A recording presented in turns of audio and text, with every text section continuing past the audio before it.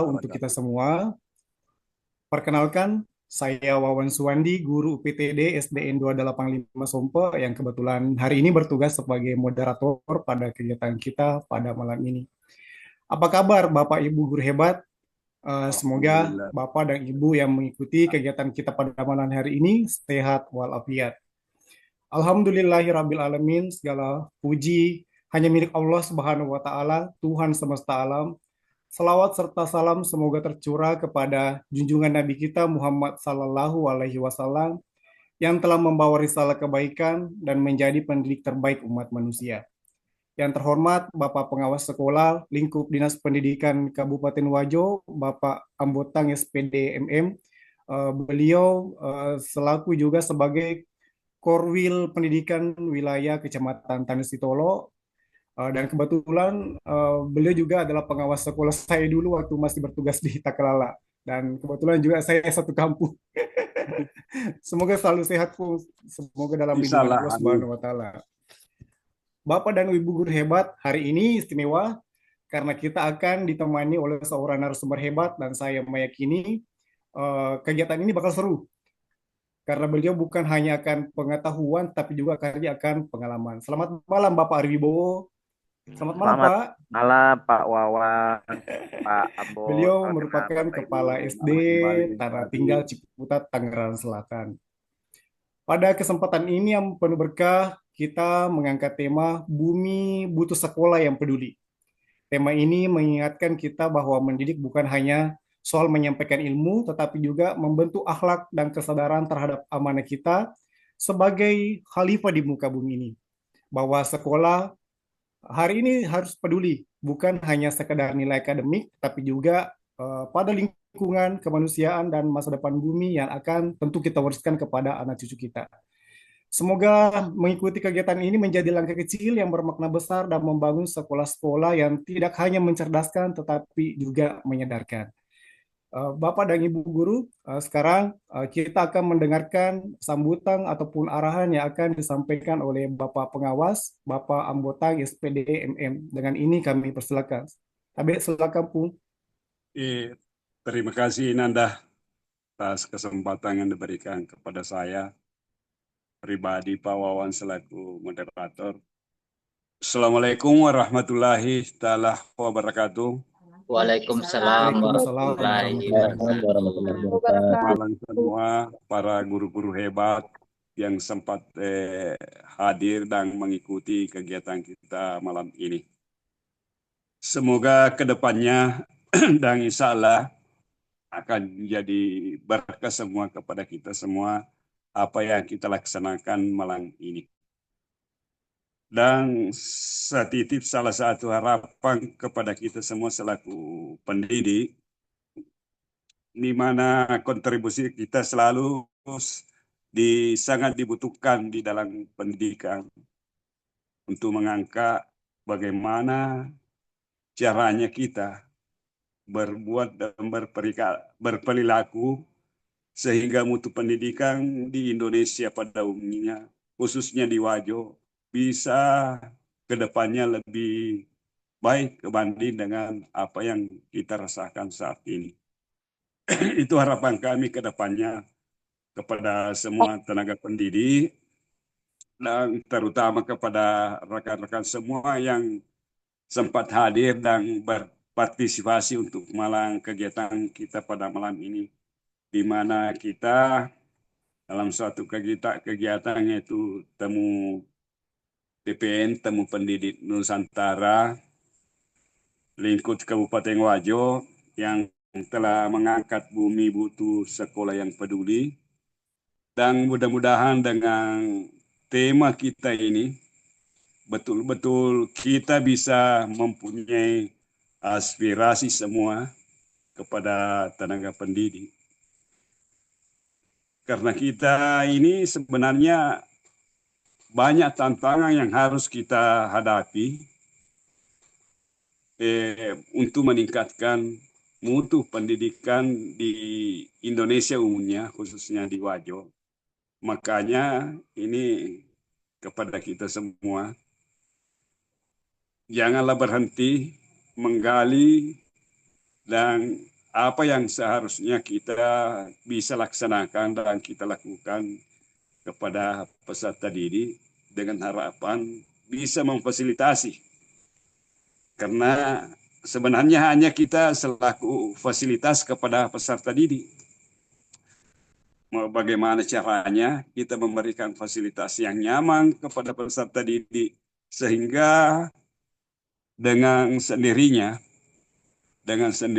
timbul satu niat untuk selalu berbuat, terutama berbuat ke arah yang baik. Di mana sekarang kita lihat di lingkungan kita jauh sekali perbedaannya dengan peserta didik yang terdahulu dengan yang sekarang, di mana banyak sudah terlihat kayaknya sudah hilang. Itulah yang kita mau gali kembali. Kayaknya sudah hilang rasa-rasa hormatnya peserta didik kepada yang tertua, terutama kepada gurunya. Dan banyaklah fakta yang kita lihat, banyak fakta. Nah, siapa-siapa yang bisa mengembalikan marwah daripada itu, kalau bukan kita. Kita semua dari kalangan pendidik untuk mempunyai tanggung jawab kepada kita semua untuk mengembalikan kembali itu seperti dulu. Nasange ogi terdeni ero sifat karaja, terutama di sifat na sekolah deko irita ede deni gagero melo lagi melo tabe kulalo kuyolo nata sudah hilang. Nah, inilah yang rusak sebenarnya. Nah, yang rusak inilah mari kita bangun kembali agar terulang kembali. Maga ya sifatna ampina anak-anak ya kulalo ya merbawa jolok.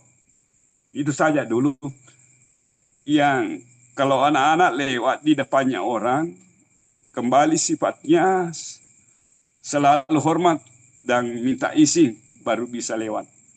Nah, ini jarang kita temukan, jarang sekali.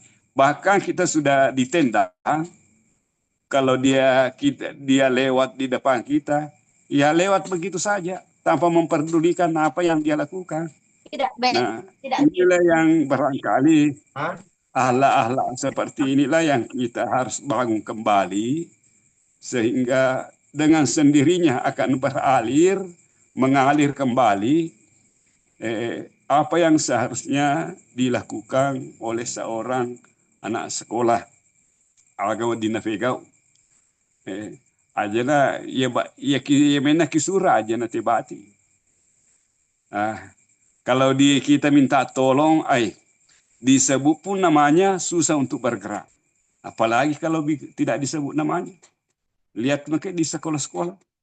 Biar disebut namanya anak-anak, kalau gurunya minta tolong, kadang dia pura-pura tidak dengar. Apalagi kalau tidak disebut namanya. Kalau guru minta tolong, kasihan. Ini pengalaman sebenarnya di lapangan sering saya lihat, kasihan sekali teman-teman guru kita di lapangan, di sekolah. Nah, inilah barangkali di lewat kesempatan seperti yang kita laksanakan ini, mudah-mudahan kita semua dapat memetik dan memberikan aspirasi kepada kita semua, khususnya kepada pendidik. Sehingga kembali bagaimana caranya kita menata sistem pendidikan yang sedang berjalan, terutama di lingkungan sekolah, dapat kembali seperti dihormati guru-guru kita seperti dulu. Terus terang secara pribadi, tinggal satu guru saya yang masih hidup. Ya ku angka kebutingi ya kalau kalah ko yolona natu sama aku sedih naturun usa. Sama aku naturun usa. Apalagi ya kalau dah madam batu dah Allah wala. Nah, ini yang susah kita kembalikan kepada peserta didik kita sekarang. Itu yang susah, menghargai. Menghargai karakter ini, menghargai kepada termasuk dianggaplah orang yang kita tuakan, itu yang susah kita kembalikan. Makanya lewat kesempatan ini barangkali dari teman-teman kita nantinya bagaimana kembali menumbuhkan sifat-sifat yang seperti ini tertanam di dalam pribadinya peserta didik kita seperti dahulu. Mungkin itu harapan saya, mungkin tidak usahlah panjang lebar. Namun kembali saya mengajak kepada semua peserta, walaupun saya simpan di belakang, tidak apalah barangkali kita kembali bersama-sama mengucap puji syukur kepada Allah Subhanahu wa taala dan selalu senantiasa mengirimkan salam dan selawat kepada junjungan kita Nabiullah Muhammad sallallahu alaihi wasallam, di mana beliaulah yang menjadi panutan kepada kita semua, dan mudah-mudahan sifat-sifat beliau bisa terbersit kepada peserta didik kita sehingga dapat mengukir pendidikan yang lebih bermutu dan bermanfaat kepada kita di Indonesia, terutamanya di Kabupaten Wajo. Segala kekurangannya mungkin dari pribadinya saya. Kalau memang di kita ada yang dianggap bisa kita petik jadikan jadikan penuntun kepada kita semua, itu merupakan anugerah daripada yang Maha Kuasa, namun secara kebetulan hanya lewat penyampaian saya. Sekian, lebih dan kurangnya pribadi, mohon maaf. Assalamualaikum warahmatullahi taala wabarakatuh. Namun sebelumnya pertemuan kita ini saya buka dengan mengucapkan Bismillahirrahmanirrahim. Assalamualaikum warahmatullahi taala wabarakatuh. Waalaikumsalam Waalaikumsalam warahmatullahi warahmatullahi wabarakatuh. wabarakatuh. Terima kasih banyak yang kami ucapkan kepada Bapak Ambotang atas sambutan yang telah disampaikan sekaligus membuka acara kita pada malam ini. Semoga apa yang beliau sampaikan menjadi motivasi dan semangat bagi kita semua. Baik Bapak dan Ibu guru hebat, sekarang kita akan mendengarkan materi yang akan disampaikan oleh Bapak Ari Wibowo. Dengan ini kami persilakan. Silakan Bapak.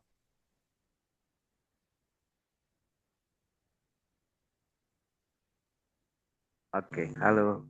Apakah suara saya terdengar jelas Bapak Ibu? Terdengar jelas Bapak. Iya, Jelas, terdengar, Baik. Pak. terdengar.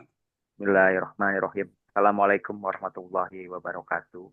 Waalaikumsalam warahmatullahi Assalamualaikum wabarakatuh. warahmatullahi wabarakatuh. Selamat malam, salam sejahtera. Semoga kita semua dalam keadaan sehat ya Bapak Ibu. Saya ucapkan terima kasih kepada Bapak Ambo. Salam kenal dari saya di Tangerang Selatan, Pak. Saya lokasi di Tangerang Selatan. Itu provinsinya Banten. Desanya di Ciputat namanya. Mepet berbatasan dengan Jakarta Selatan, paling pinggir. Banten paling pinggir. Senang sekali bisa terkoneksi dengan kawan-kawan di Kabupaten Wajo. Saya tempo hari ke sekolahnya Pak Munawir tahun berapa ya Pak Munawir, 2021 apa ya? Oh 22 ya? TPN pertama. 21 TPN dari Inrang ya? 2021 Pak Ari. 21 ya? Betul. Ya. Oh ada yang masih ingat Ibu Rahma ya? Masih rasa-rasanya masih pandemi waktu itu. Ya. Di pandemi tapi Sulawesi Selatan cukup sehat gitu ya, zonanya masih hijau, maka berangkatlah kita ke sana. Mampir ke sekolah Pak Munawir, ke sekolah Bu Ketua, siapa yang fans beratnya Dian Sastro itu di Pinrang, Pak Bu Erni Marlina. Senang sekali melihat kehausan belajar kawan-kawan di Sulawesi Selatan. Pak Ambo ini, teman-teman Sulawesi itu termasuk Kabupaten Wajo, perlu diapresiasi semangat belajarnya. Malam ini saya juga mengucapkan terima kasih tempo hari Pak Munawir, kita ngobrol-ngobrol di chat di WhatsApp bicara tentang kepedulian. Tadi saya menangkap beberapa kata kunci dari Pak Ambo. Peduli ya Pak Ambo. Kalau di jabarkan kepedulian yang tadi disampaikan memang cukup ironis gitu ya, cukup membuat kita terheran-heran gitu kalau kita melihat fakta-fakta di level pendidikan Bapak Ibu, baik itu di level masyarakat, sikap, adab, karakter, bahkan juga topik yang malam ini akan kita perbincangan adalah topik kepedulian kita terhadap bumi gitu ya, bumi, sekolah harus peduli terhadap bumi. Saya mau cerita juga um, tahun ini saya mengampu sebagai kepala sekolah di sekolah Tanah Tinggal di tahun ajaran 2025-26. Jadi ini tahun kedua saya Bapak Ibu sebagai kepala sekolah. Tapi sebelumnya saya mau cerita awal awal hasbabun nuzulnya gitu ya. Latar belakangnya saya kok mau menerima um, peran sebagai pemimpin. Jadi waktu 2 tahun lalu kami pengurus komunitas guru belajar Nusantara, saya Ibu Erni Erlina, Pak Daniel, Pak Nuno itu sedang berada di Jogja. Lalu ada kawan saya, kolega saya telepon menawarkan sebuah project sebenarnya. Tapi dari proyek itu kemudian ada tawaran tambahan, Pak Ari mau nggak menjadi kepala sekolah. Hanya jadi misalnya kalau kita di level sekolah atau mencari pekerjaan itu kan kirim CV, ada wawancara, ini saya cuma ditelepon, diminta gitu ya, dipinang langsung gitu ya, dilamar via telepon. Jadi sebelum saya emang iakan,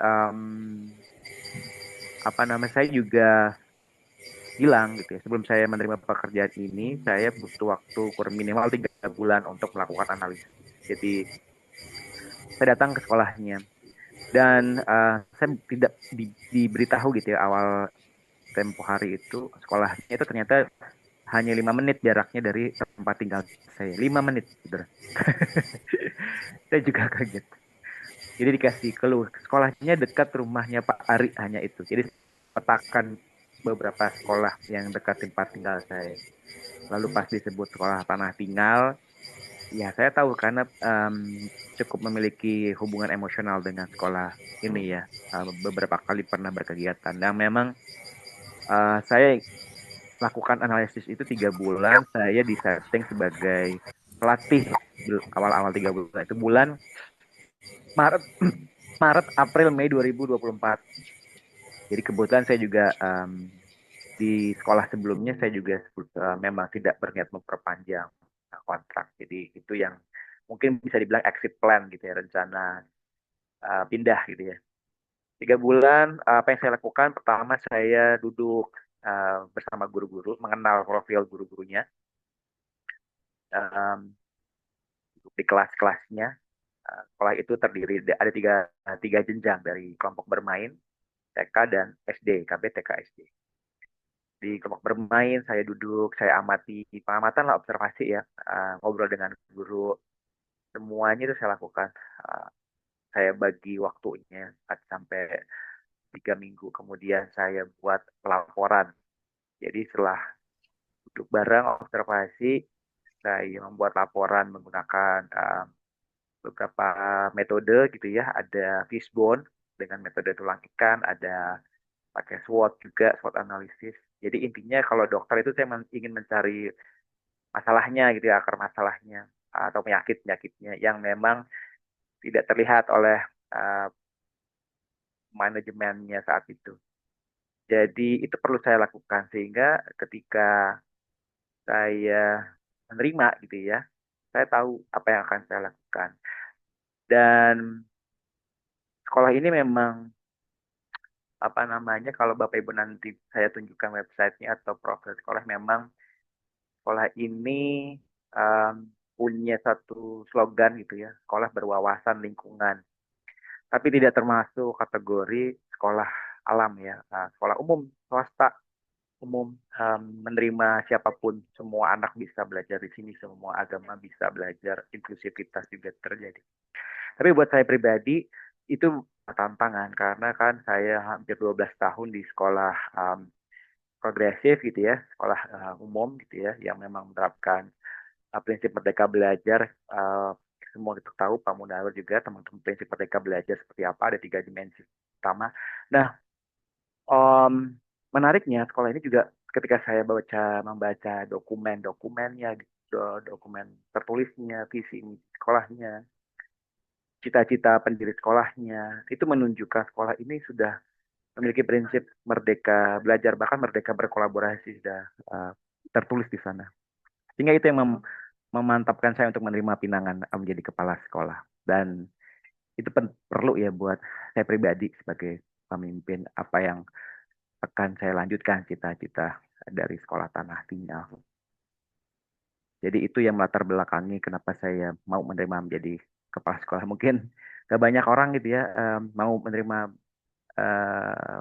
pinangan, mau nggak jadi kepala atau mengikuti proses yang mungkin cukup menantang, perlu pikir panjang, tapi saya juga melakukan refleksi apakah saya bisa, oh saya bisa kok, saya juga memantapkan diri saya untuk yakin gitu, karena kan memang sehari-harinya sepengetahuan teman-teman saya juga terlibat juga ya sebagai pelatih di kampus Guru Cikal, menemani guru-guru belajar, bahkan juga teman-teman kepala sekolah, sehingga itu juga menjadi bekal pengetahuan saya ketika memimpin sebuah sekolah. Bagi saya sekolah itu harus jadi wahana yang menyenangkan, ya kan, jadi wahana yang menyenangkan, yang sekolah memang anak-anak itu akan rindu gitu ya, seperti rumah, dan itu yang memang sudah saya tulis gitu ya di rencana-rencana saat itu, dan inilah cerita sekolahnya. Saya dikasih waktu berapa menit, Pak moderator, Pak Wawan? 45 menit, Pak. 4 menit, oke. Baik. Ya. Nah, saya cerita sedikit ya. Nggak banyak kok. Jadi, apakah sudah muncul belum? Belum ya? Sudah Belum, muncul Pak. belum? Belum.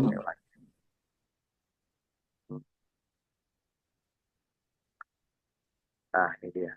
Share. Udah lama nggak pakai main Zoom. Lupa tombol-tombolnya. Sudah ya? Muncul ya? Sudah, Pak. Sudah Oke. jelas kok.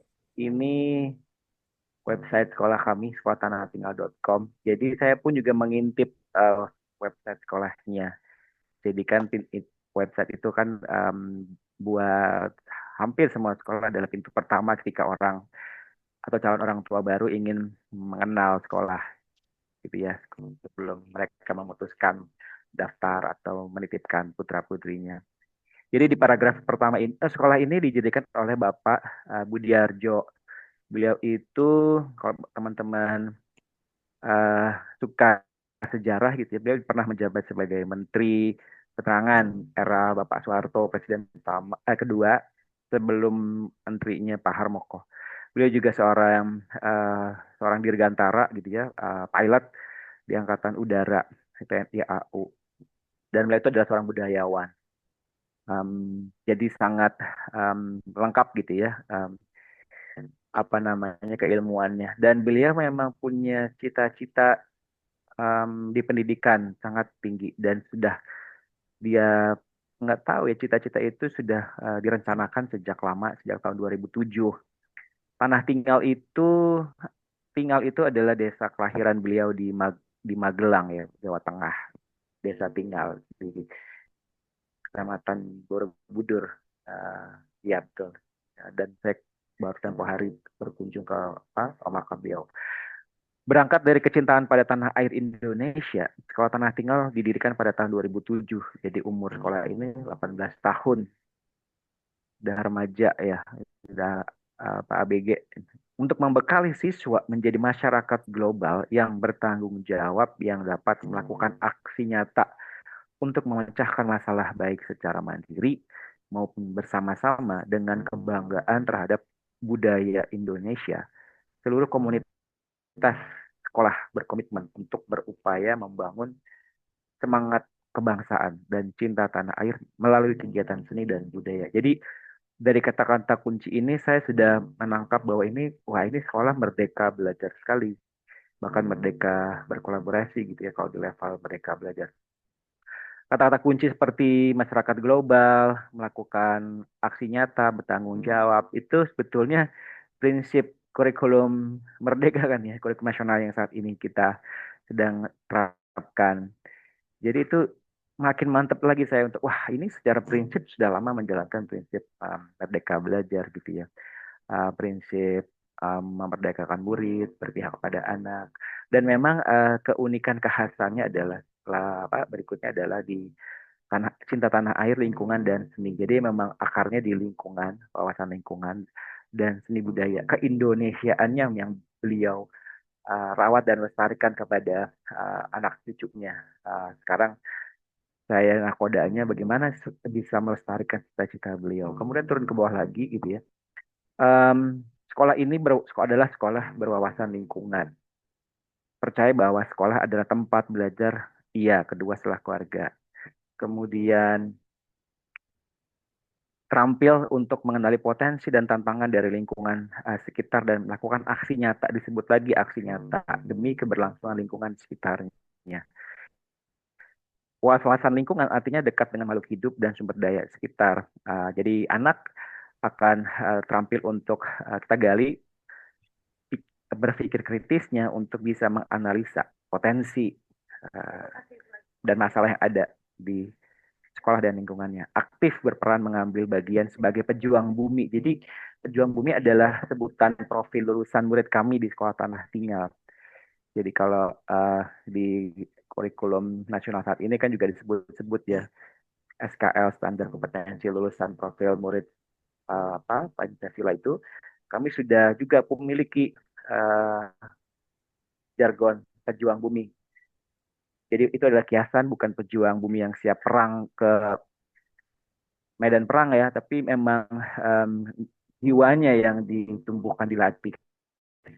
Kemudian untuk ke sana itu gimana ya caranya? Nah itu juga tertulis dimensinya. Jadi kami punya 6 profil juang bumi. Ada kreatif, kolaboratif, mandiri, komunikatif, berintegritas, dan peduli. Paling atas itu peduli. Jadi kalau tadi Pak Ambo sebut-sebut peduli, kami juga bertanggung jawab Pak Ambo untuk bagaimana 6 karakter ini, 6 profil ini juga hidup tumbuh sejak dari level kelompok bermain TK sampai SD. Jadi 6 profil ini harapannya melekat, tumbuh, dan terlihat perilakunya ketika mereka sehari-hari dan bahkan ketika mereka lulus dari sekolah ini.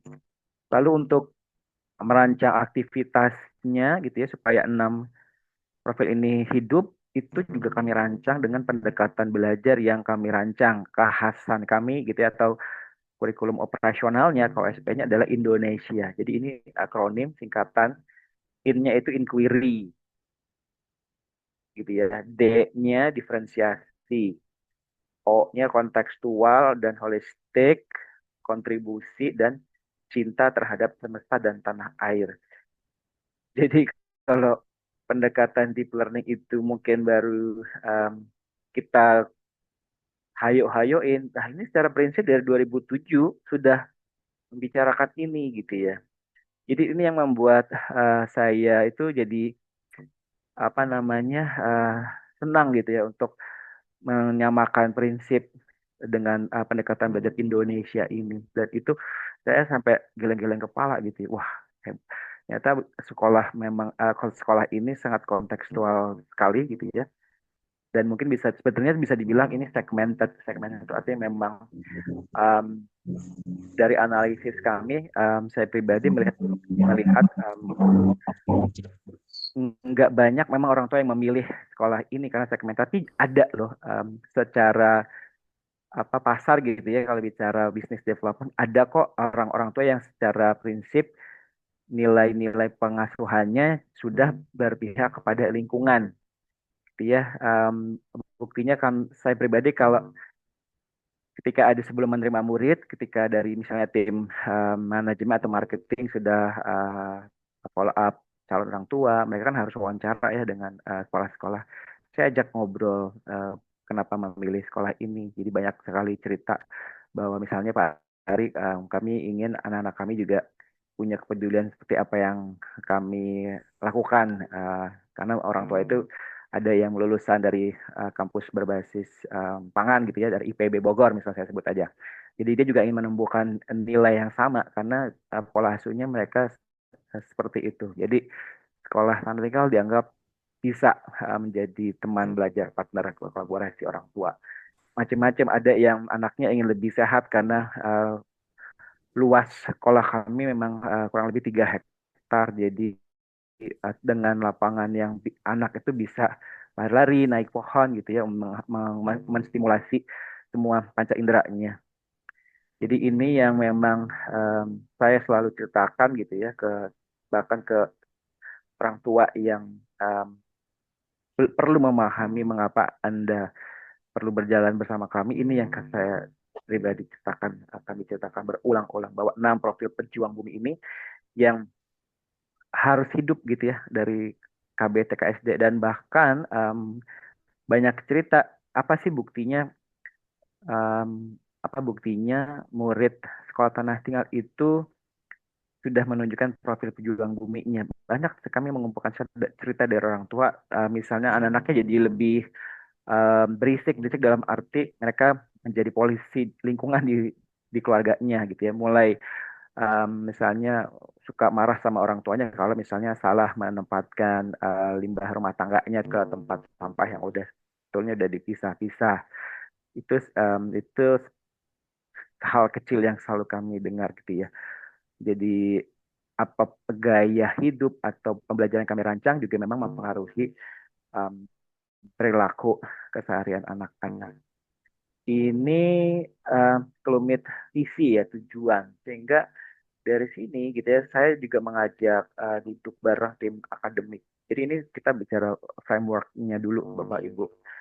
Jadi kemudian saya juga mengulik-ulik gitu ya, kenapa ya Bapak Budiarjo itu bisa kepikiran merancang sekolah ini. Ternyata jadi Bapak Ibu kalau masih ingat tahun 1992. Bapak Ibu kalau suara saya mulai hilang tolong di ini ya, di kodein ya. Masih terjelas kan? Masih Jelas ya? jelas Oke. jelas. Jadi tahun 1992 United Nations PBB itu kan juga memiliki perhatian ya terhadap masalah-masalah yang mulai muncul di seluruh dunia.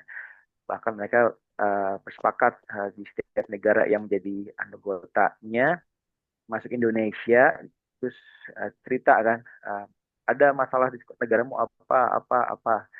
Kemudian ada 17 masalah dunia kan ya yang disepakati, mulai dari uh, kemiskinan, poverty, kelaparan, gaya hidup sehat, akses pendidikan, air bersih, energi bersih, dan terusnya. Ini 17 isu ini, 17 masalah ini yang menjadi sampai saat ini masih menjadi percakapan kan di seluruh dunia, dan ini dikembalikan juga ke negara masing-masing untuk diperbincangkan bahkan di level sekolah gitu. Jadi kalau kita bicara topik malam ini, inilah yang sebetulnya bisa direfleksikan, dan kami pun juga membawa gak semua ya, gak 17-nya, jadi memang yang relate, yang relevan dengan konteks sekolah kami yang berwawasan lingkungan. Kami membawa antara lain itu adalah climate action, life on land, kehidupan di darat, clean water, kemudian air tanah, below water, dan pendidikan.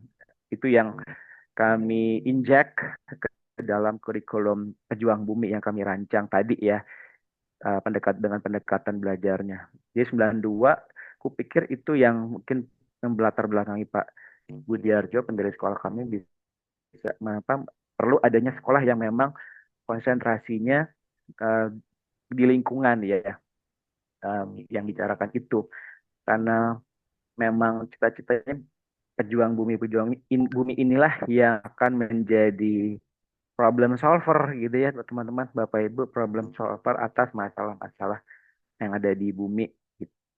Nah, lalu saya juga bersama tim akademik itu merancang juga, ini perlu dibuatin ininya nih, peta jalannya gitu ya, bagaimana nanti teknisnya, operasional ke guru-guru gitu ya. Belajarnya apa gitu ya. Memang kita lebih lebar apa namanya porsinya gitu ya dari mata pelajaran yang ada pada umumnya gitu ya, matematika bahasa. Kami lebih lebar di pendidikan lingkungan hidup di PLH. Apakah ada juga yang memiliki pelajaran pendidikan lingkungan hidup di sekolahnya?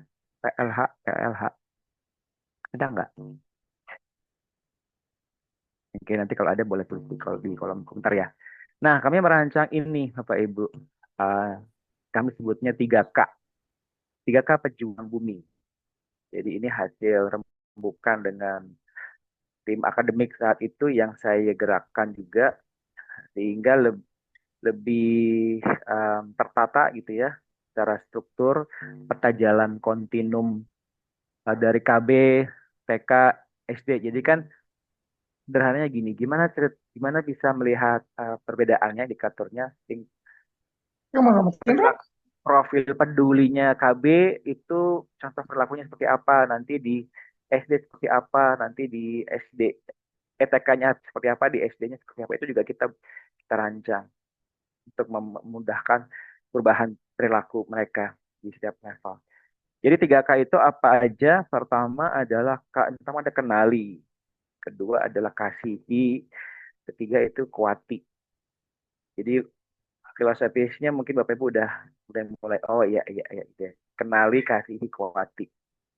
Nah, ini ya, misalnya ini kan misalnya ini adalah tahapan pertama dari tahapan kenali.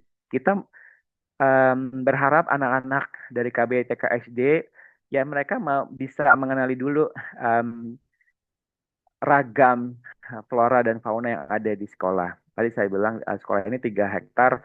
Kalau nanti bisa intip di sekolahtanahtinggal.com gitu ya. Kami berbagi tempat dengan ratusan gitu ya, ratusan jenis tanaman yang memang Pak Budi Arjo tanam sendiri karena beliau kan juga pernah menjadi duta besar Spanyol ya, pertama untuk Indonesia. Jadi ketika beliau ada misi ke luar negeri itu selalu pasti membawa bibit tanaman.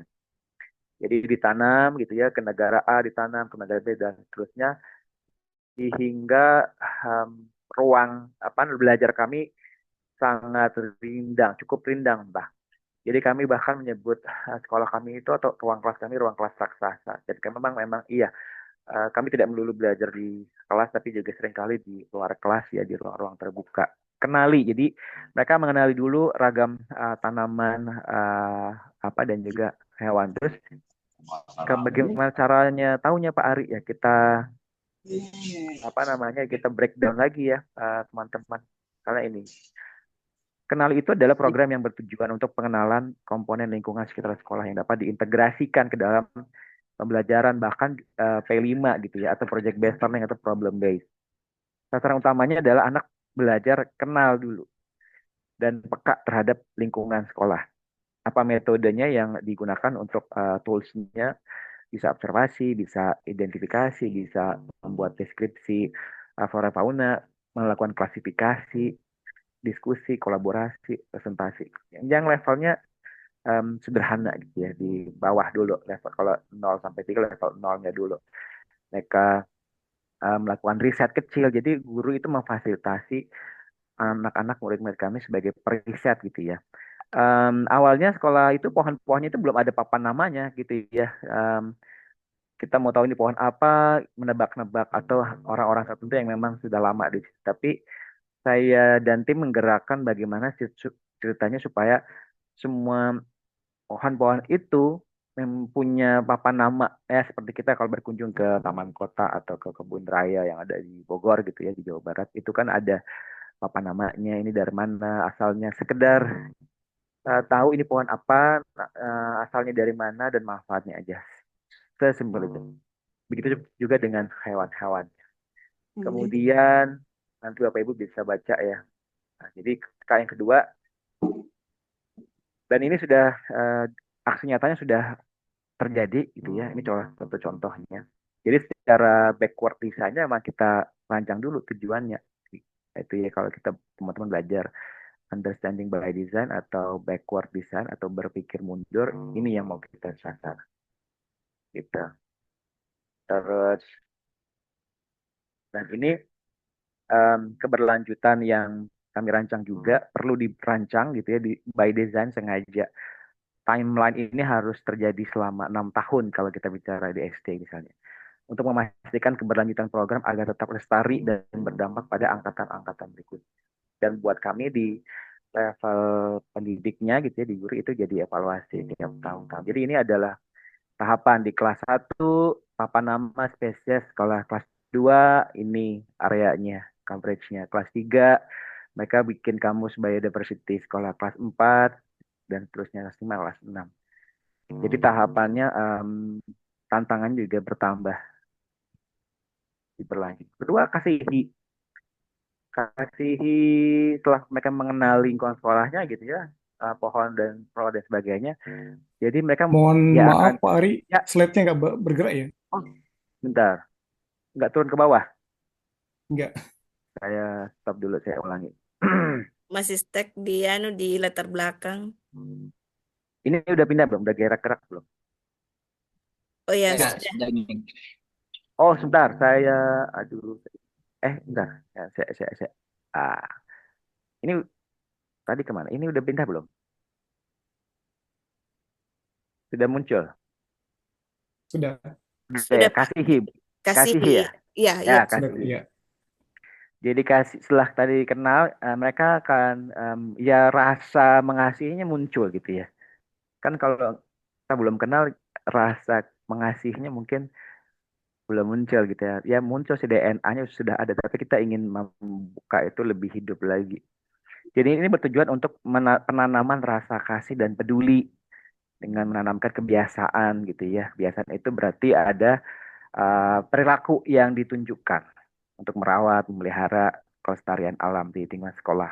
Jadi sasarannya memang anak-anak peduli pada habitat sekolah, mengasihi dengan sesama warga sekolah. Nggak cuma ya tanaman hewan, tapi juga sesama warga sekolah gitu ya, mengasihinya. Karena itu juga penting, karena mereka bagaimana bisa berkolaborasi kalau misalnya kakak-kakak adik kelasnya tidak kita kenalin sejak awal gitu ya, atau gimana bisa berkolaborasi kalau belum, atau ya hidup rukun gayubnya itu belum tumbuh gitu ya. Uh, hidup kebiasaan positifnya belum tumbuh. Nah, ini yang kami rancang. Metodenya apa? Bisa juga pakai metode habit tracker. Jadi habit tracker itu, habit kan kebiasaan ya bahasa Inggris. Trackernya itu pakai semacam logbook atau semacam checklist gitu ya. Itu bisa dirancang juga oleh Pak Ibu gurunya gitu ya. Ada piket berkala, ada kalau pagi-pagi itu ada jadwal mereka menyiram gitu ya, menyiram tanpa disuruh. Mereka sudah harus tahu ya, di kebun sekolah itu ada lahan yang memang diperuntukkan untuk tiap level. Ada kebunnya kelompok bermain, kebunnya tim TK, kebunnya SD, itu udah ada lahannya masing-masing. Jadi mereka punya tanggung jawab untuk mulai dari pembibitan, perawatan sampai panen. Kami juga punya program yang terkoneksi dengan komunitas berbasis lingkungan gitu ya. Misalnya ada komunitas minyak jelantah dengan plastic pay, ini juga kami rancang. Jadi kenapa kita harus koneksikan mereka dengan konteks real gitu ya? Ya karena nantinya mereka kan kalau sudah selesai di persekolahan itu yang mereka akan hadapi ya. Kalau kita bicara masalah di muka bumi ini ya, khususnya yang berhubungan dengan lingkungan. Kemudian saya pikir juga Bapak Ibu di sekolah-sekolah Bapak Ibu juga sudah melakukan hal yang sama ya. Ini knowledge yang memang perlu kita latih ke mereka. Nah, mungkin tantangannya bagaimana memang integrasi ke dalam mata pelajaran, Pak Ari? Bisa gitu ya. Bisa banget lintas divisi kan.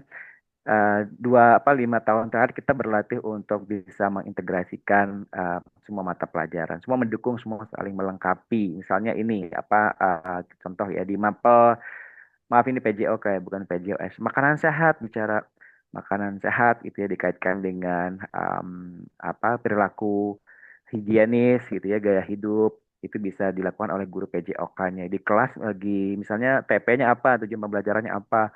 Oke, tentang kesehatan, oke. Misalnya konsep diri, TK, misalnya aku dan diriku, oke. Dari guru PJOK-nya bisa mengintegrasikan dengan 4 sehat 5 sempurna, senam gitu ya, gerakan senam yang bisa membuat tubuh itu lebih sehat dan sebagainya. IPAS pun juga sama, bahkan bahasa Inggris pun bisa juga.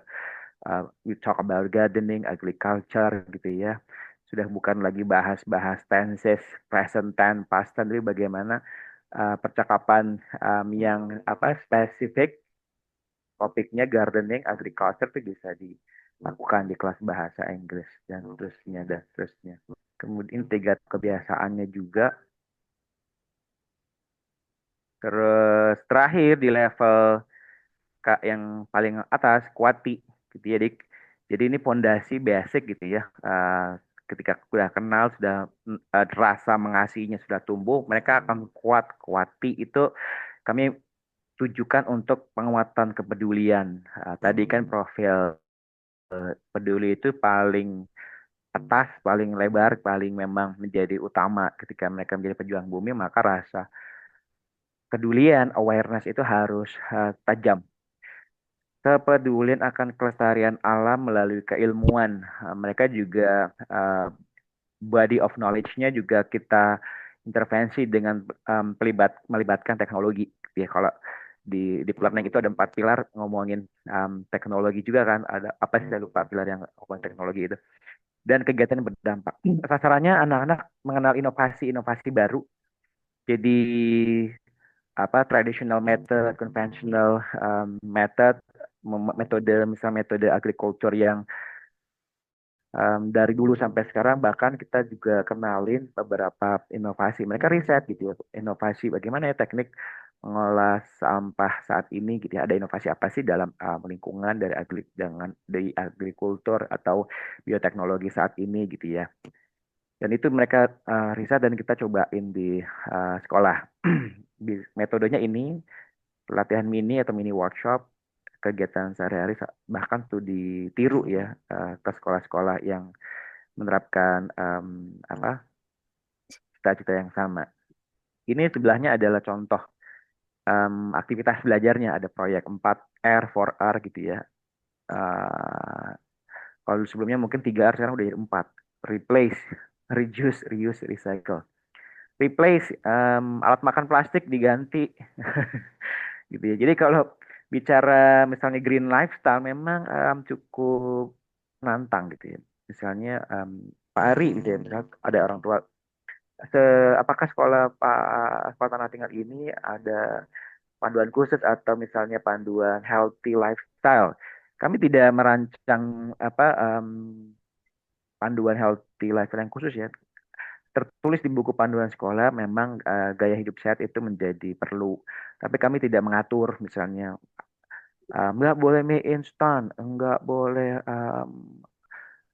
ultra processing food. Kami kembalikan ke orang tua gitu ya. Menurut Bapak Ibu yang memang gaya hidup sehat yang menjadi values, nilai-nilai keluarga Anda, harapannya sama seperti apa yang kami terapkan. Jadi kami ajak mereka merefleksi juga. Di bawah ini misalnya siswa kelas 4 memilih spesies tumbuhan baru untuk ditanam dan dipelihara di sekolah sampai lulus gitu ya. Jadi setiap anak tuh punya satu bibit tumbuhan yang pasti ada ceritanya. Kenapa kamu memilih tanaman ini? Misalnya ada cerita anak memilih tanaman apa waktu itu? Apa ya? Tangerine itu apa bahasa Indonesia? Asam ya. Pohon asam. Itu ada ceritanya. Setiap pohon itu pasti ada ceritanya. Jadi literasinya juga kan terbangun dari bibit tanaman itu mereka bisa berliterasi ternyata teman-teman. Kuati. Ada proyek teknologi berbasis lingkungan berdasarkan tema tantangan dunia tadi yang 17 isu masalah dunia, 4 yang kami ambil. Kemudian ada proyek yang didahului dengan pelatihan, diakhiri evaluasi. Ada juga kunjungan ke instansi atau startup lingkungan. Ini juga menjadi perlu gitu ya. Bagaimana anak-anak itu juga terkoneksi dengan komunitas atau individu yang menerapkan atau sudah menunjukkan pejuang buminya. Jadi banyak pertanyaan, Pak Ari, emang profil pejuang bumi itu nyata ya atau cuma tulisan kiasan aja? Ibu, saya bilang, Bapak Ibu tahu atau pernah dengar Pandawara Group nggak yang kalau di sosial media itu mereka concern atau peduli dengan kebersihan, bersih-bersih sampah di daerah, bahkan sampai banyak kontranya juga gitu di demo atau banyak penolakan. Tapi mereka nggak peduli. Eh, Mereka tetap peduli dengan um, lingkungan yang sehat. Bagaimana itu bisa berdampak kepada masyarakat air di situ jika memang misalnya airnya terganggu, siklus hidup air terganggu dengan sampah dan sebagainya sebagainya.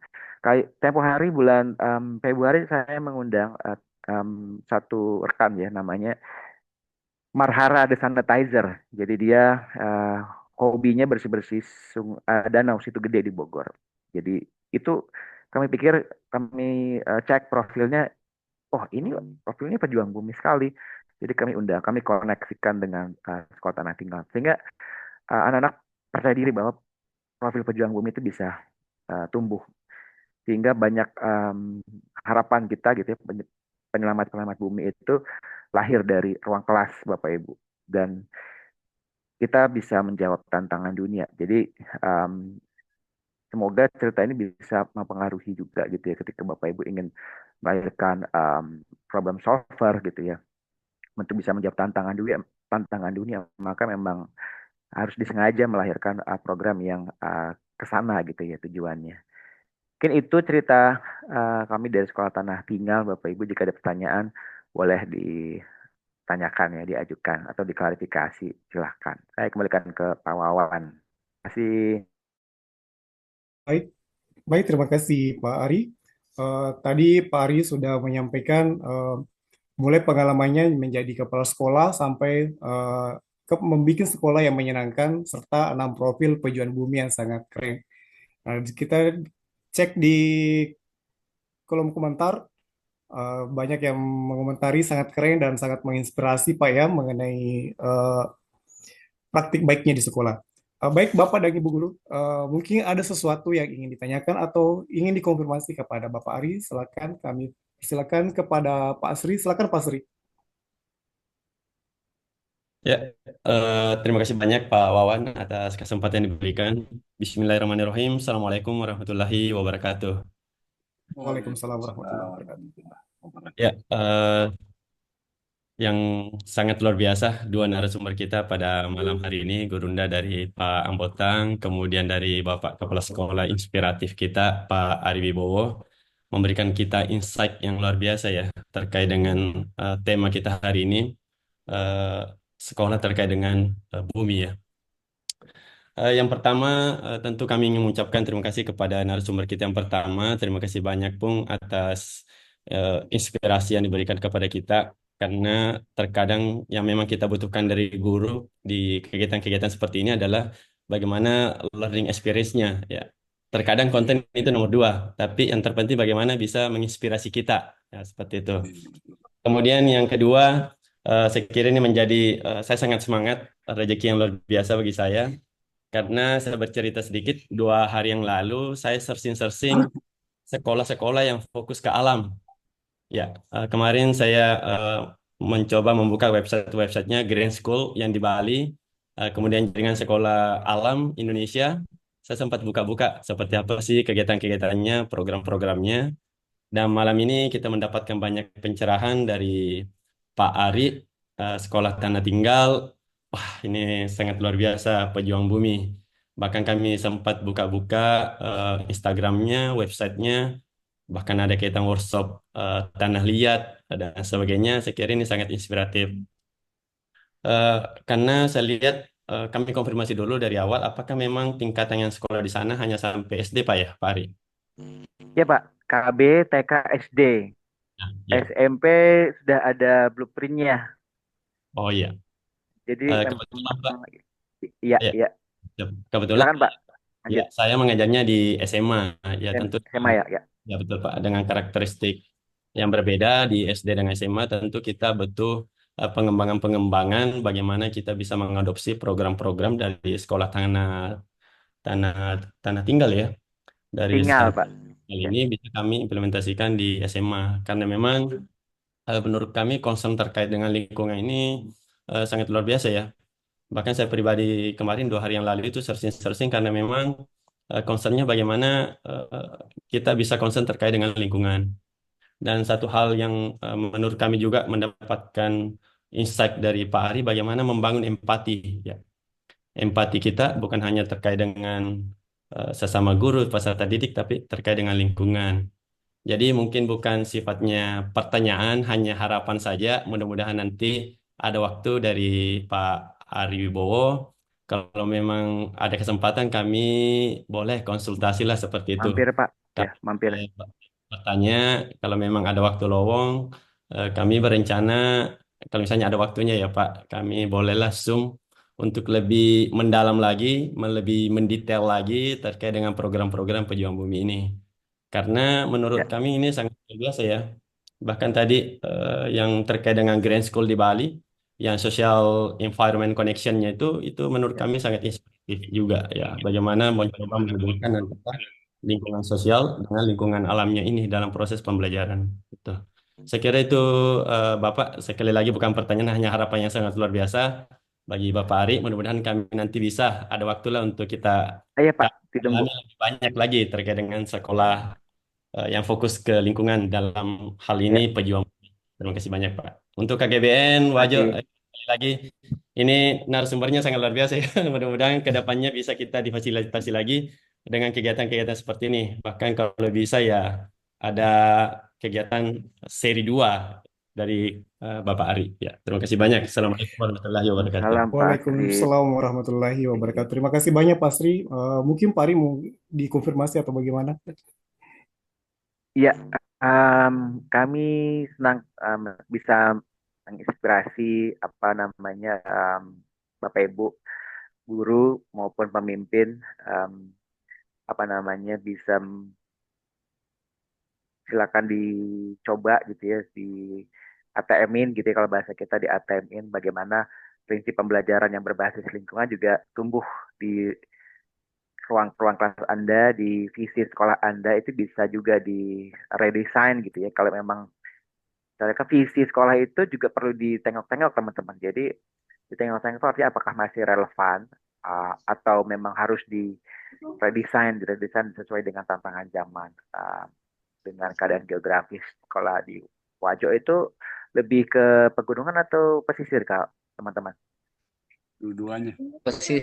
ada ya. Ya, Ah, dua-duanya. iya. Jadi kalau memang kita ingin kalau bahasa media salah satu niche itu kan lebih sudah spesifik itu bisa memang sudah tertulis di written kurikulum sekolah elemen lingkungan itu memang harus tumbuh bagaimana sekolah itu juga bisa melahirkan anak-anak yang tidak hanya cerdas, pintar, terampil, tapi juga peduli terhadap dirinya dan masyarakatnya, bahkan lingkungannya.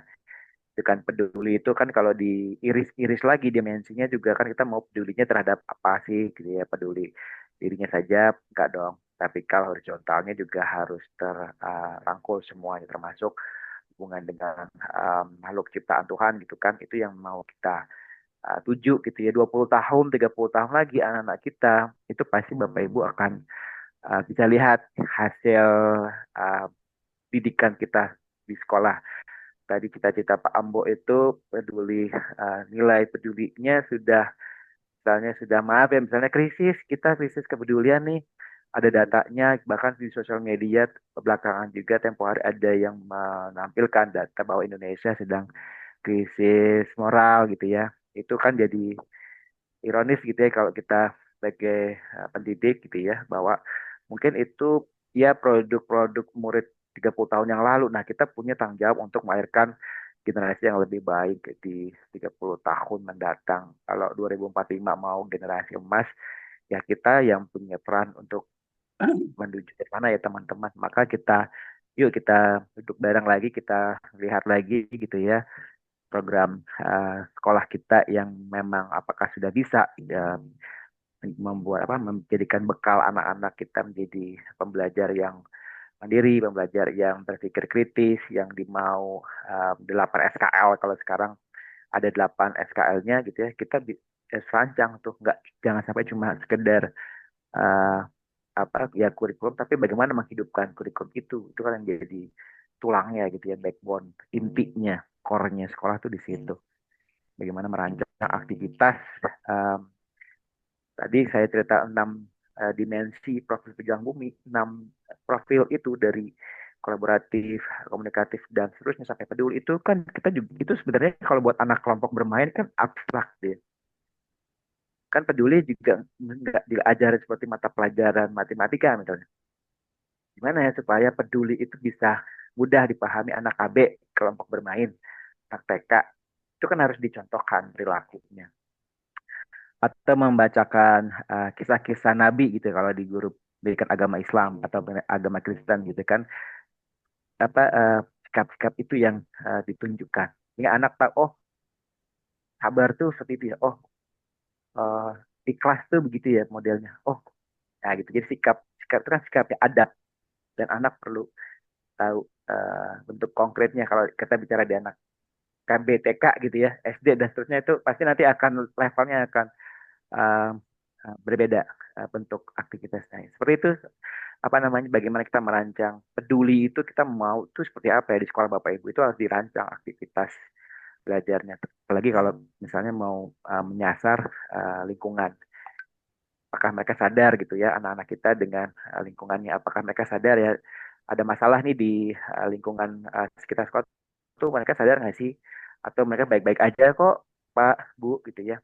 Tapi kalau kita misalnya menerapkan pendekatan belajar yang misalnya problem based learning, pembelajaran berbasis masalah gitu ya, dengan tahapan siklus temukan, bayangkan, lakukan, bagikan, itu pasti akan lebih deep gitu ya, mendalam. Oh ternyata anak-anak STEM bisa gitu ya, dilatih untuk peka terhadap masalah sehingga mereka akan berpikir kritis gitu ya, melahirkan inovasi, calon-calon ide untuk melahirkan penemuan baru bahkan inovasi baru untuk mengatasi masalah di level sekolah di konteks geografis daerahnya.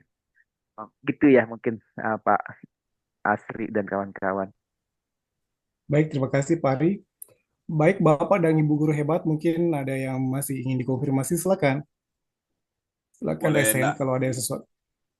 Ya, boleh. Ya. Oh, silakan Pung, silakan.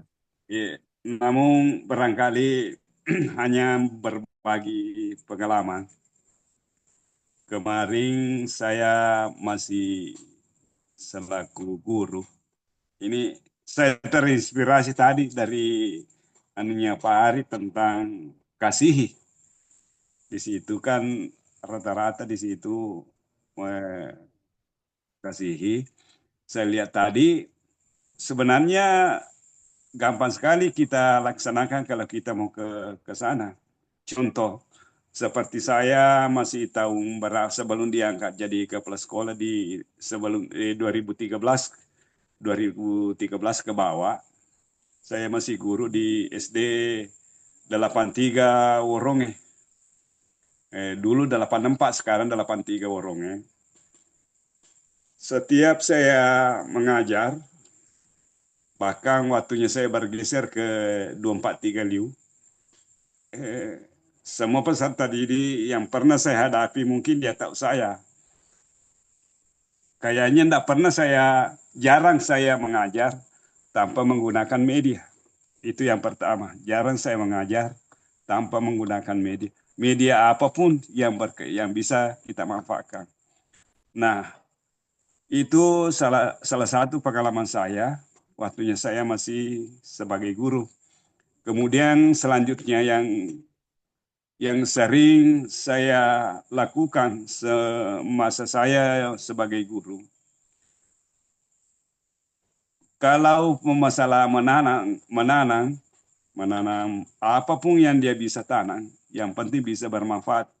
Sering saya berikan tugas kepada anak-anak di kelas saya. Kadang berkelompok, kadang perorangan. Itu pilih salah satu tanaman yang bisa kamu tanam, yang gampang kamu dapat bibitnya. Fikugi cara yang penting ada yang ditanam dengan harapan belum saya nilai sebelum tanaman itu tumbuh.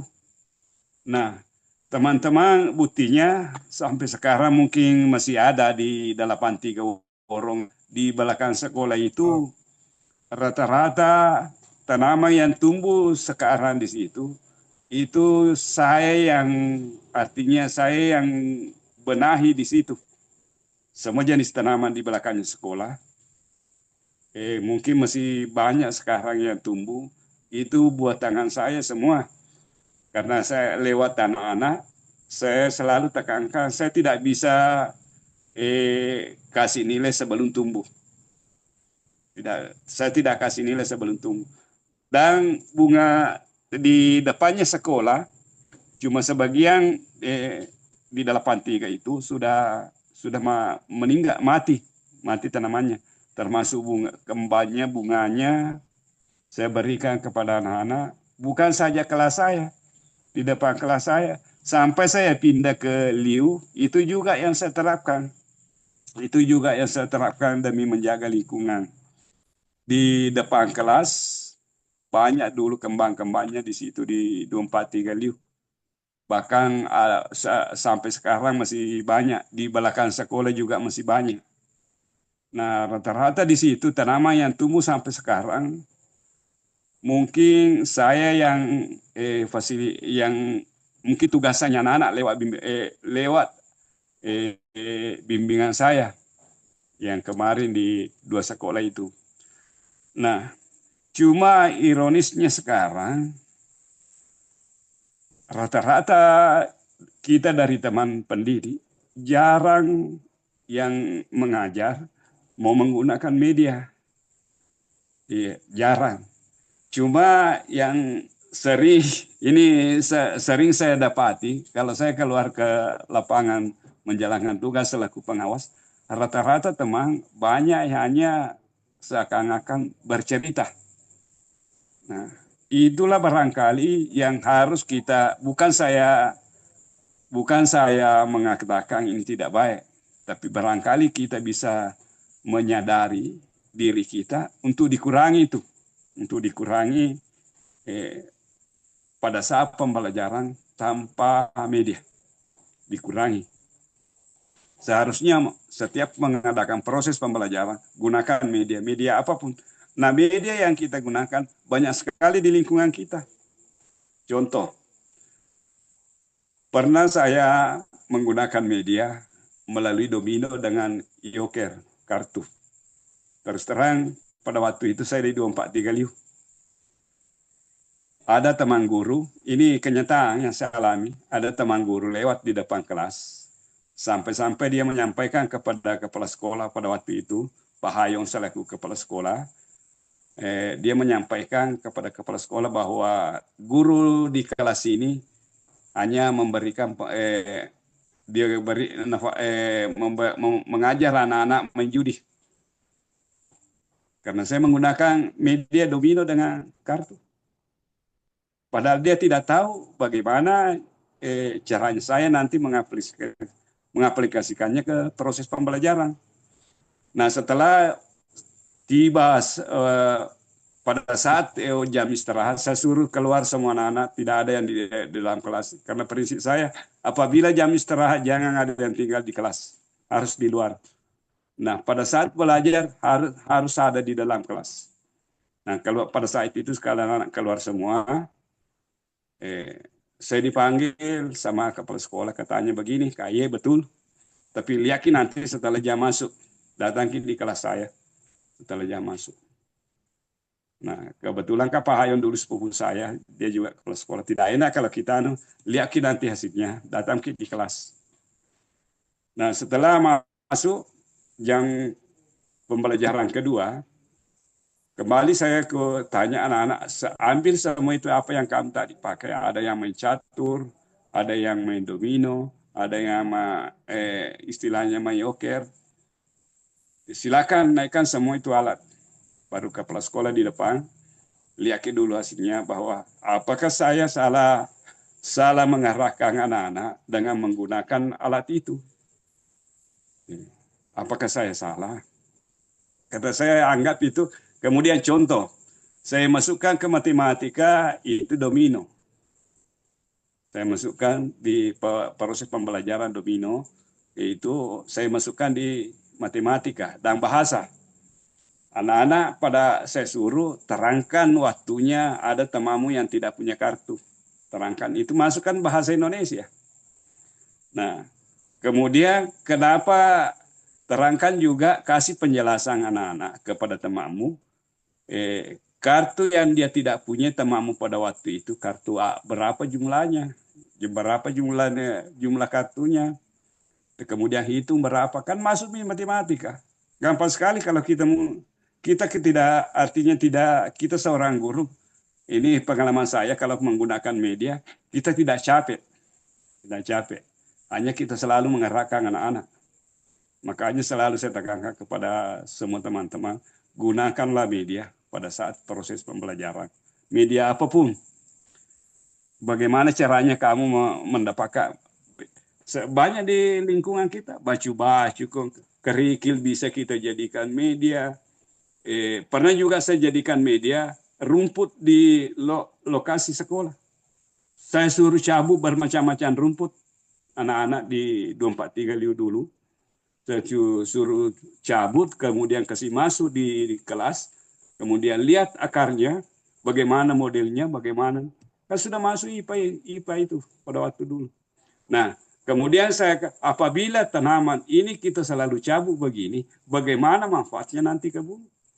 Nah, itu kan sudah masuk. Ini pengalaman saya pada waktu saya guru. Nah, namun teman-teman, itu baru sebagian kecil itu pengalaman saya yang saya pernah alami waktu saya mengajar. Waktu saya masih guru. Namun, sekarang pindah ke kepala sekolah, pengalaman saya, beda proses pengangkatan kepala sekolah sekarang dengan dulu. Dulu berjenjang, harus ada dari pengusulan, dari pengawas, kemudian itu yang diangkat di rapat kerja untuk diusulkan jadi kepala sekolah. Kalau saya itu yang saya alami. Dulunya sebelum saya diangkat 4 kali saya begitu diusul alhamdulillah tidak pernah muncul namanya. Walaupun melalui hasil rapat kerja kepala sekolah di tiap tingkat kecamatan. Coba kita tanya di kecamatan Sabamparo 4 kali diusul. Tidak pernah saya menolak, tapi sekarang terbalik. Baru diajak teman sudah menolak. Karena tidak ada yang mau jadi kepala sekolah. Mungkin tidak tahu kenapa, faktor apa yang menyebabkan sehingga tidak ada yang mau ikut kepala sekolah. Mungkin karena kita sudah enak di selaku guru, tapi kita lah barangkali saya memberikan sport kepada teman-teman guru. Barangkali kita harus berpikir dan keluar dari zona yang nyaman. Harus kita ambil tantangan. Beda tanggung jawabnya kalau mungkin karena itu beda tanggung jawabnya di guru kelas dengan kepala sekolah. Kalau guru kelas hanya kan sebatas lingkungan satu ruangan, satu kelas. Kalau ke kepala sekolah sudah satu lingkungan sekolah. Harus kita yang tanggung jawab semua bagaimana prosesnya sehingga bisa berjalan. Mungkin dari segi situnya sehingga teman-teman jarang yang apabila ada teman kita ajak, kita anggap bahwa ini bisa, tidak ada yang mau. Tidak ada yang mau. Tapi saya buka wawasan kepada teman-teman guru. Terimalah tantangan, terima tantangan. Jangan kita berpikir begini-begini, Yoloitofi. Nanti kita di dalamnya baru kita cari strategi bagaimana caranya kita menangani. Dengan harapan, disitulah menambah kita pola pikir kita, pendewasaan perilaku. Pendewasaan disitulah muncul. Kalau saya dulu, banyak yang tahu sifat saya. Tapi alhamdulillah sampai sekarang, sering saya tegur, jangan melakukan itu sudah dulu saya. Jangan melakukan begitu sudah dulu. Baik dari segi guru, sering saya bohong kepala sekolah, itu pekerjaan saya dulu. Kita minta izin, kita katakan sakit, tidak sakit, karena kita tidak mau ke sekolah, itu pekerjaan saya dulu. Tapi saya saran kepada teman, jangan sama sekali kalau tidak mau datang ke sekolah, jangan mengatakan saya sakit, walaupun tidak. Jangan sampai didengar Tuhan, kita divonis dia sakit terus. Ini selalu saya ingatkan ke teman, jangan ambil itu alasan kalau sakit. Jangan ambil alasan sakit kalau memang tidak sakit. Selanjutnya pengalaman saya kemarin, pernah juga saya masih kencan namanya supervisi dulu, masih kencan supervisi kelas. Saya diminta satu oleh kepala sekolah, satu RPP, rencana SP, satuan pelajaran dulu, baru ke RPP, satuan pelajaran. Saya lupa bawa, saya disuruh pulang ambil, tidak pulang-pulang Kak, tinggal Kak di rumah tidur. Nanti setelah lama dia menunggu, baru saya kembali ke sekolah, sudah pulang, tidak ada kepala sekolah. Ini contoh kenakalan saya dulu. Yang kemarin baru-baru setelah saya jadi kepala sekolah, pengalaman saya, pernah satu pengawas tanya ke Pak Aras, Pak Araska dulu pengawas saya pertama saya kepala sekolah. Ada satu data dia minta. Ini sering saya ungkap karena pengalaman saya paling berkesan. Ada satu data dia minta, kan, saya dengan alasan ada di laptop. Ini dengan alasan ada di laptop tersimpan.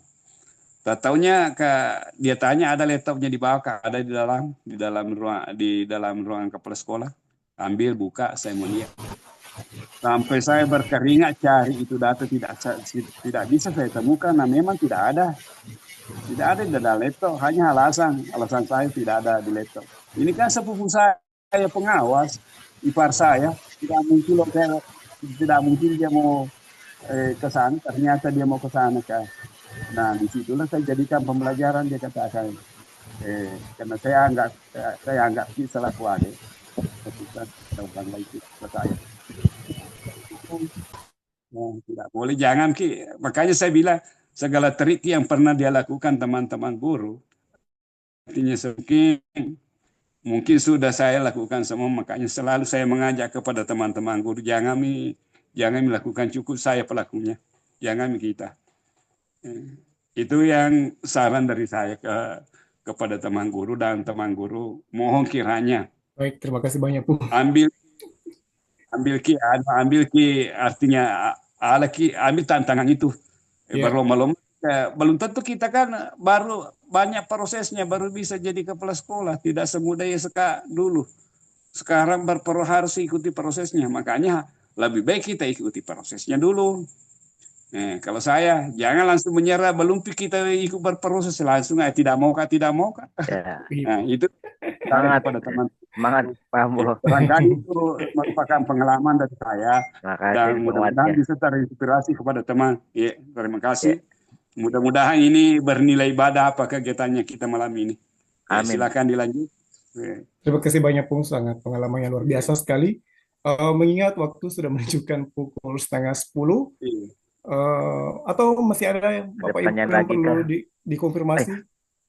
Pak Wawan, sebentar saya izin. Silakan Pak. Jadi terkait temu pendidik Nusantara gitu ya, tempo hari kan kita semua diajak untuk mengisi misi gitu ya. Kalau ingin menjadi pembicara atau ingin membagikan praktik baik, kan ada misi yang kita bisa pilih ya di dashboard TPN di sana. Ini juga ingin saya bagikan sekelumit praktik baik sekolah tanah tinggal. Jadi ketika menjadi kepala sekolah, kita pun juga perlu mendokumentasikan gitu ya, praktik baik atau berbasis data. Ini yang kami coba kumpulkan. Nah, jadi kami sudah pilah-pilah gitu ya, ada 10 indikator yang memang terjadi di sekolah, ada 10 yang terdokumentasi. Mulai dari yang paling bawah itu ada jumlah upaya pemeliharaan kebersihan, fungsi sanitasi dan drainase. Ada jumlah upaya pengurangan limbah gitu ya, limbah organik, sampah, sampai penggunaan ulang barang sampah, Kemudian juga terdokumentasi jumlah upaya daur ulang sampah, jumlah pohon atau tanaman yang ditanam dan dipelihara. Ini ceritanya Opung tadi juga kami masih lanjutkan, kami masih lestarikan, Pak Mbok. Terus bagaimana juga warga sekolah melakukan konservasi air, konservasi energi, jumlah inovasi yang terjadi, jumlah aksi penerapan pendidikan ramah lingkungan hidup untuk masyarakat, jumlah jejaring yang terhubung dengan sekolah sampai jumlah kegiatan kampanye. Saya coba melihatkan ya, misalnya apa ya, jumlah pohon atau tanaman yang dipelihara. Ini ada jumlah tanaman yang terdokumentasi oleh murid-murid, itu anak-anak yang melakukan penelitian langsung, jadi dibagikan kelompok gitu ya, kelompok-kelompok anak-anak itu. Mereka meneliti satu persatu, ada yang menggunakan teknologi, menggunakan Google Lens, juga ada beberapa aplikasi yang bisa melihat lebih detail ini pohon apa ya, atau melihat buku di perpustakaan, sehingga mereka bisa makin yakin bahwa oh ini pohon ceri asam atau kersen dengan bahasa Latinnya gitu. Kemudian penyebarannya di mana saja gitu ya. Mungkin dulu Pak Budi Harja lupa atau belum sempat menamain, jadi itu narasi yang kami sampaikan. Ada pepaya yang memang cukup populer, tapi sebetulnya dia sebaran dari mana dan manfaatnya apa gitu ya. Ada pohon-pohon yang lain, ini papan nama ini yang memang didesain juga oleh anak-anak gitu ya. Kami hanya membantu memproduksi, tapi secara konten itu juga lahir dari anak-anak. Mereka melakukan riset mandiri. Jadi kalau ke sekolah nanti, kalau Bapak Ibu mampir gitu ya, kalau misalnya ke TPN Jakarta, mampirlah ke sekolah kami, nanti bisa uh, kita belajar praktik baiknya. Misalnya apalagi jumlah inovasi. Bah percaya tidak percaya bahwa anak TK gitu ya, taman kanak-kanak itu bisa mengide, menginisiasi sebuah apa namanya parfum, parfum apa ya kemarin? Oh ini dia nih, parfum dari rontokan bunga Kamboja, Bapak Ibu. Misalnya ini ya.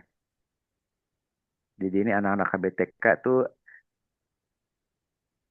kebetulan di depan kelasnya TKA itu ada pohon Kamboja. Ini yang paling kiri gambar itu ada pohon Kamboja. Jadi dalam waktu tertentu pasti akan rontok.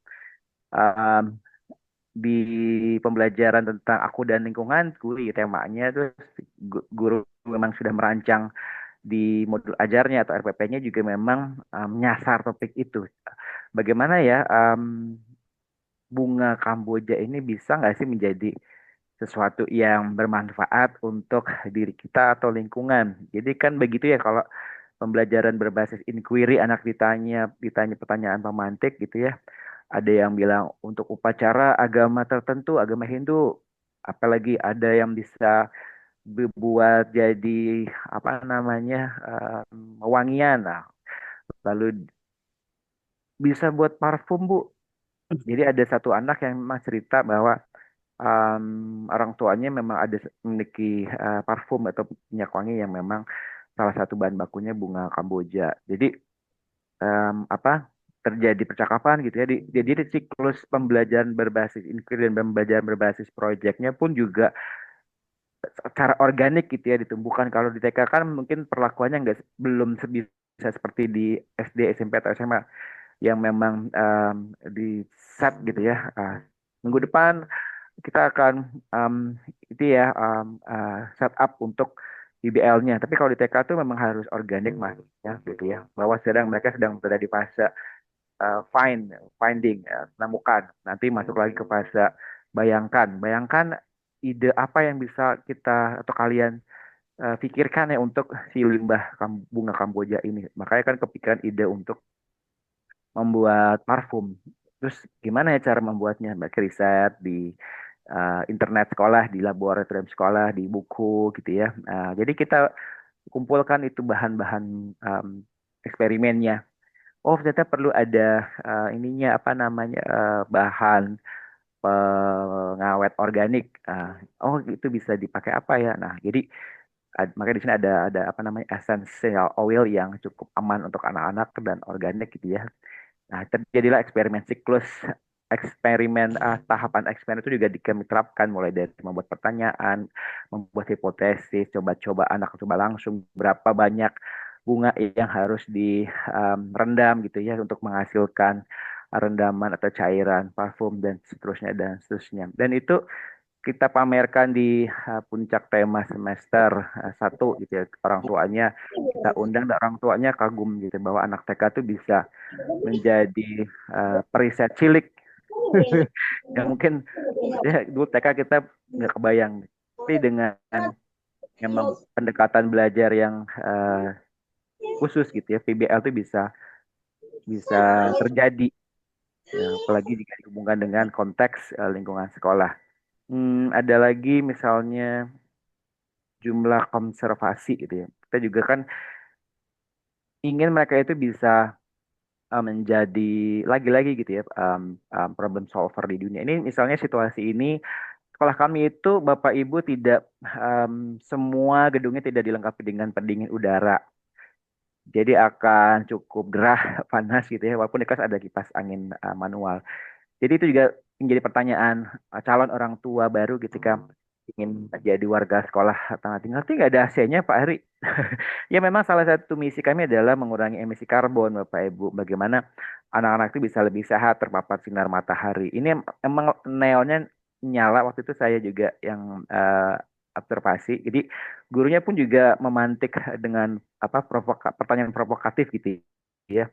Bagaimana kalau lampu menyala tapi jendela yang kita miliki ini cukup besar loh. Jadi lihat perbandingan cahaya matahari yang masuk dengan lampu neon itu menurut kalian bagaimana? Jadi sikap yang lebih baik tuh apakah dengan lampu menyala atau lebih baik jendela terbuka? Jadi itu juga mereka kita latih untuk peka gitu ya terhadap emisi karbon dengan lingkungan. Bahkan tim apa namanya tim Sarpras sarana dan prasarana juga bisa menghitung gitu ya pemakaian energi listrik itu apakah berkurang atau nambah gitu ketika lampu itu dimatikan ketika pas KBM. Gitu. Semoga ini bisa menginspirasi Bapak Ibu semuanya bahwa bumi ini butuh sekolah yang peduli. Betul, kita sepakat gitu ya, kita percaya itu dan perlu lebih banyak sekolah-sekolah yang merancang program yang berbasis lingkungan. Thank you Pak Wawan Baik, terima kasih dan Mas Bapak. Ari. Mas Ari, ini banyak yang minta file materinya ya, kalau bisa dikirim ke Oh ya, panitia. oh ya boleh.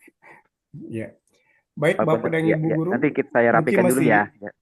iya boleh Pak. Mungkin ada yang masih ingin konfirmasi kembali, silakan untuk satu orang lagi. Atau sudah tidak ada lagi? Baik, Bapak dan Ibu Guru, saya kembalikan ke panitia sementara karena ada penyampaian solisasi untuk kepesertaan TPN. Silakan, mungkin ada dari panitia, ada penyampaian, silakan.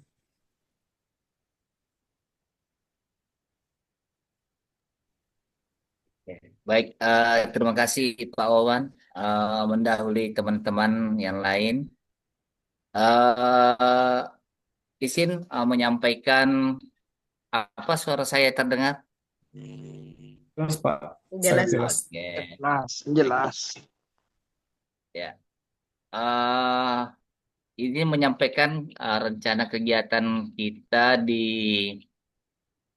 KGBN. Jadi KGBN Bapak Ibu sekalian mungkin ada yang baru bergabung. Apa itu KGBN? Jadi KGBN itu Komunitas Guru Belajar Nusantara. Salah satunya berada di Wajo. Nah, kita mau adakan kegiatan akbar ini namanya TPN, Temu Pendidik Nusantara yang ke-12. Yang bertempat di Kampus Prima Sengkang. Ya. Hari Sabtu 19 Juli 2025. Free ya atau tidak berbayar apapun ya. Selama ini mungkin kita ada workshop, ada kegiatan guru kita berbayar, kita coba tidak berbayar dengan kerjasama beberapa pihak ya, termasuk UMKM. Jadi kami siapkan UMKM Jadi Bapak Ibu kalau nanti mau makan, mau minum, mau ngopi ya boleh. Kami sudah kerjasama beberapa UMKM. Nah, apa saja sih bentuk kegiatannya? Pertama adalah kelas pendidik. Jadi kelas pendidik ini Bapak Ibu guru sekalian, kita diberi kesempatan untuk berbicara di depan sesama guru kurang lebih 15 menit. Ya, sebenarnya ini tidak ada sisi tanya jawab, cuma untuk menguji atau mencoba-coba bagaimana kita berbicara di depan sesama guru. Selama ini, kalau kita berbicara di depan siswa atau murid itu luar biasa, tapi kita dihadapkan di depan teman-teman guru atau sejawat, ya biasa kita kaku, gugup, dan sebagainya. Makanya kelas ini, Bapak Ibu guru yang mau berbagi, boleh di sini ya. Ya, kelas pendidik. Kemudian ada eh, ini bukan kelas penggerak lagi ya Bapak Ibu sekalian. Jadi kelas ini eh, kita berbagi praktik baik juga, tapi ini ada sesi tanya jawabnya. Ya. Kemudian ada eh, apresiasi peserta didik. Jadi kemungkinan ini ada beasiswa ya bagi siswa yang kurang mampu secara finansial. Kemudian ada Tolso. Insya Allah Pak Bupati kalau tidak ada halangan beliau yang akan membuka sampai hari ini masih bersedia. Kemudian ada Kepala Dinas Pendidikan Kabupaten Wajo, Kepala Cabang Dinas Wilayah 4 Kabupaten Sepeng Wajo. Kemudian di kegiatan itu ada juga pameran karya, Bapak Ibu sekalian. Eh, dan masih banyak kegiatan-kegiatan yang lain. Cuma ini yang kami mau sampaikan ini spesial ya, cerdas cermat guru. Ya, karena kenapa ini cerdas cermat guru, Bapak Ibu sekalian? Karena selama ini kita kan belajar tentang empat kompetensi guru itu pada saat ada ujian atau kita mau naik pangkat atau apapun ya kita coba ubah paradigma Bapak Ibu sekalian dengan ikut cerdas cermat guru. Apa isinya? Isinya adalah kompetensi pedagogi. Ya, jadi cerdas cermat yang dipahami itu eh, bukan cerdas cermat yang seperti dulu ya. Ya, cerdas cermat ini beda dengan cerdas cermat yang lain. Jadi kita akan melihat eh, kolaborasi kita, tingkat pemahaman kita, dan tingkat kemampuan pedagogi kita menjawab soal. Tapi ini berbayar ini yang khusus secara cermat, ya 150.000 itu satu tim, dalam satu timnya itu ada 3 orang. Ya. Ini untuk cerdas cermat guru. eh saya kira dari saya sebagai selaku salah satu panitia di TPN ini seperti itu. Saya kembalikan ke Pak Wawan atau ada teman-teman yang lain yang mau menambahkan? Silakan, mungkin ada dari panitia yang ingin menambahkan.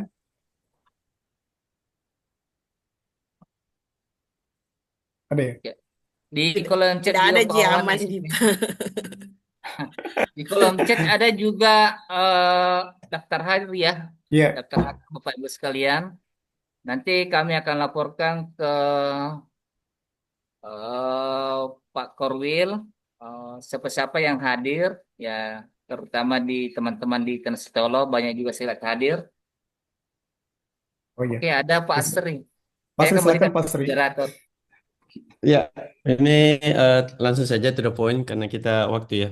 Terkait dengan TPN ini, saya kan dapat plotting kelas pemimpin. Nah, mungkin ini terlalu teknis. Yang ingin saya tanyakan, kira-kira, karena kemarin kan saya tidak ikut Zoom ya. Kira-kira durasi kita presentasi berapa menit, kemudian maksimal slide-nya berapa? Itu saja. Baik, mungkin langsung bisa dijawab ke panitia ya. Silakan.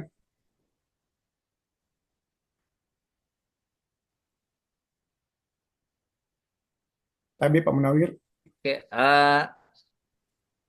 nanti saya jawab di Pak Surya karena penanggung jawab kelas ini eh, apa namanya berhalang hadir. Saya tidak bisa menjawab salah-salah. Siap, Jadi siap, siap. masing-masing job ada penanggung jawabnya ya. Terima kasih banyak Pak Sri Oke, siap, sudah siap. berpartisipasi. Pak Munawir ada ya, Kak? Oh ya, ada orangnya. ini. Oh, ada Bu Hasna. Ada divisi CCG. Ada divisi kelas pemimpin. Tapi silakan Bu Hasna, mungkin ada mau dikonfirmasi. Silakan. Bismillahirrahmanirrahim. Assalamualaikum warahmatullahi wabarakatuh. Waalaikumsalam warahmatullahi wabarakatuh. Mohon maaf tidak bisa buka Zoom karena kondisi tidak memungkinkan. Eh, jadi durasi waktu dijawab saja dengan singkat. Durasi waktu untuk kelas pemimpin itu 30 menit dan ada tanya jawab di dalamnya itu sudah include me itu 30 menit. Kemudian kelas kelas pendidik 15 menit, tidak ada tanya jawab, hanya ada semacam refleksi lah dari peserta. Kemudian untuk untuk saya PPT-nya PPT-nya itu menggunakan metode ATAP. Jadi yang pertama, slide pertama itu identitas, slide kedua yang mengawali praktek baik kita atau kisru yang menyebabkan kita mengambil satu tindakan atau yang mengawali lah tantangan mengawali sehingga kita melakukan praktek baik itu. Kemudian tantangan yang kita hadapi selanjutnya aksi yang kita lakukan. Kemudian slide selanjutnya pelajaran yang bisa kita dapatkan sehingga kita membagi praktek baik itu, menganggap bahwa praktek baik itu berhasil dan layak untuk dibagikan. Kemudian refleksi, itu saja intinya. Adapun pengembangannya nanti pengembangan dari slide itu nanti setelah kita menjelaskan daripada materi yang kita bawakan. Sekira itu saja intinya, dan sekira Pak Asri lebih ahli kalau menyangkut masalah PowerPoint atau slide-slide di dalam menampilkan satu materi. Intinya adalah metode ATAP. Sekira itu. Serahkan kembali. Baik, terima kasih banyak Bu Hasta atas penjelasannya. Eh, eh, Lanjut ya. Sudah tidak ada lagi yang disampaikan dari panitia? Atau mungkin Bu Rahma bisa menjelaskan lebih mendetail lagi. Tapi silakan Bu Rahma.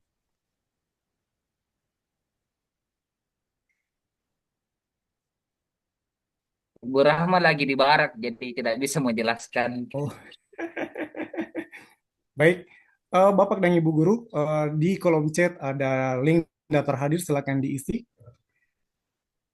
Dan mari kita bersama-sama mengikuti kegiatan TPI nanti pada tanggal 19. Mohon diinformasikan kepada guru yang lain. Boleh di-share di grup WA ya, atau jika memiliki grup WA, sehingga kita bisa datang meramaikan, dan lokasinya itu di kampus Prima Sengkang. Mungkin kita bisa akhiri kegiatan kita hari ini. Alhamdulillahi Rabbil Alamin, tanpa Foto-foto dulu. terasa.